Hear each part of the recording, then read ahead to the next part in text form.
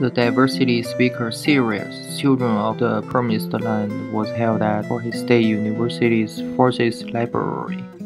Speaker Angela Bates has devoted much of her career to sharing the history of African American immigration and the preservation of history and architecture in Nicodemus.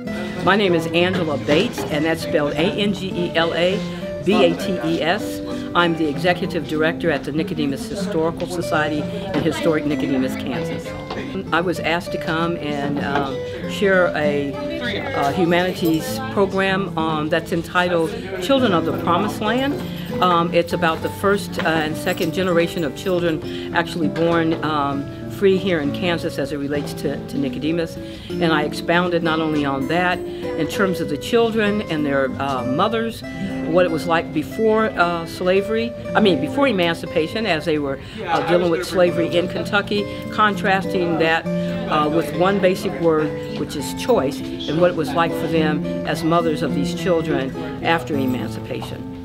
Well, I hope that the students walked away with a better understanding of what it was like to be a slave in Kentucky and how it contrasted with being a slave in other parts of the South, like the Mississippi or even the Carolinas, where they had huge plantations. So learning a little bit about what it was like to be a slave in Kentucky, what it was like for the mothers, having children born into slavery, and all of the dynamics of the social and emotional traumas that they had to deal with during slavery, learning about all of that and what the migration was like for them out of the South, learning what the factors were that pushed people out of the South, and the pull factor being obviously homesteading, learning a little bit about the movers and shakers of the town of Nicodemus, and how they were instrumental in getting people to come from Kentucky to settle in an all-black town called Nicodemus. And of course, a little bit more in-depth history of Nicodemus and what it was like for those mothers to rear their children, first being born on free soil and the first generations being born into freedom after emancipation.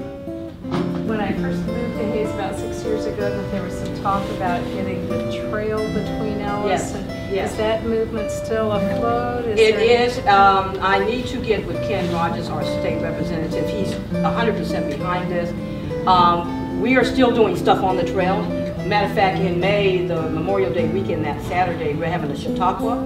And this year, it's all about the Ellis Trail. So the reenactments that we do on the trail, we're going to actually be doing under the big tent for the Chautauqua. But yeah, and if you want to actually get a brochure for the trail, you just contact us.